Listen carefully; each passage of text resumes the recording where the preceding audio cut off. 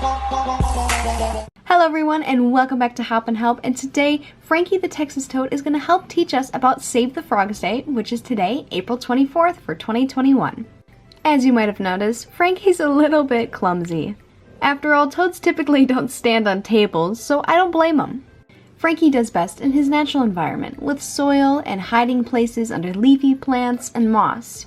His wild friends out in Texas love their environment, except for when it gets taken away from them.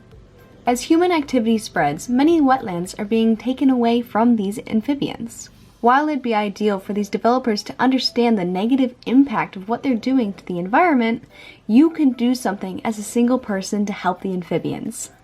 You can create your own little sanctuary in your backyard. It could be a 4-foot square garden, or it could be a 20 by 40-foot garden. Everything helps toads. With a small pond, not using fertilizer, and letting native plants take over, you just created the perfect sanctuary for toads to lay eggs. If you'd like to see more as to what a mini sanctuary is for frogs and toads, please check out the link that's above. I have my own frog garden that wild American toads come to breed in each year. And I'm currently doing a year-long research project on how climate change is affecting local communities of American toads. Now you can see here how Frankie flicked away a bug that he didn't like touching him. Look at those toad superpowers.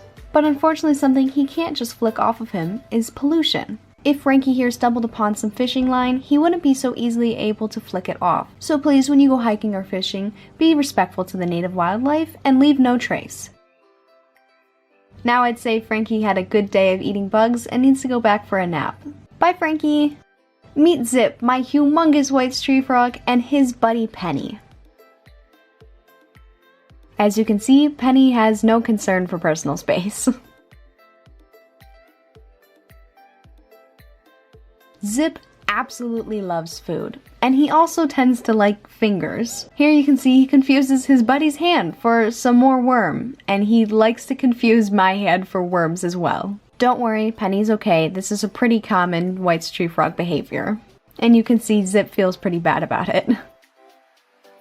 But white tree frogs are extremely food motivated in captivity. I mean, they will go after anything that moves, including a leaf blowing in the wind. But unfortunately for their wild friends, that also means they go after things that are plastic pollution, that they can't just so easily spit out, and there's no human around to help them. Reducing how much plastic you use is a great way to help frogs and toads in the wild.